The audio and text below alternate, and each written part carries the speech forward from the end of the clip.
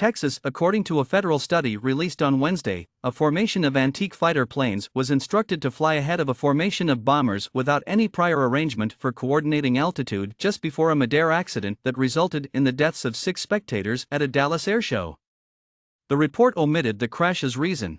According to the NTSB, there was no coordination of heights during pre-flight briefings or throughout flight. According to the report, the B-17 led a formation of 5 ships carrying bombers, while the Kingcobra was third in a formation of 3 fighters.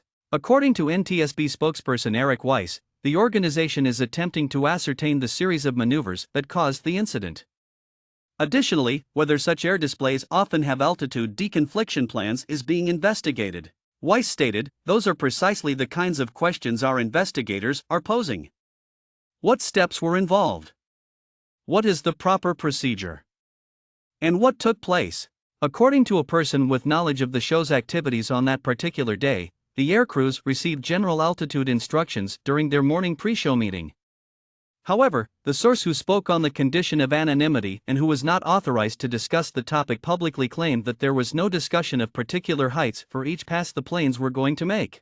Fighters typically fly above bombers, and when a group is ordered to make a pass that might put planes at the same altitude or relatively close to it, they maintain a lateral separation from one another, the source said. The air boss should generally lay out a strategy for maintaining either vertical or lateral separation, the individual said.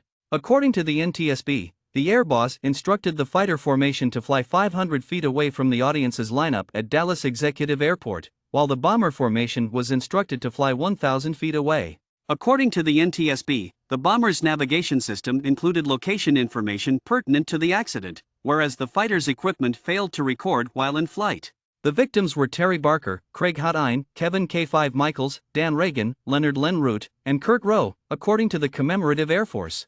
Hank Coates, CEO of Commemorative Air Force, stated following the crash that all the men were volunteers who had undergone a stringent process of logging hours and training flights and were rigorously vetted.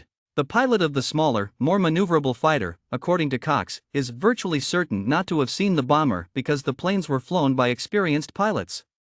He stated that the investigators' main task will be figuring out how this occurred. The bomber disaster in Connecticut, which left 7 people dead, happened 3 years ago, and there has since been continuous worry about the safety of air displays including older jets. The massive 4-engine bomber known as the B-17 was a mainstay of American air power during World War II and was deployed in daytime raids against Germany. During the conflict, Soviet forces mostly employed the American fighter known as the Kingcobra. According to Boeing, the majority of B-17s were destroyed at the end of World War II, and today there are only a small number that are mostly displayed at museums and airshows.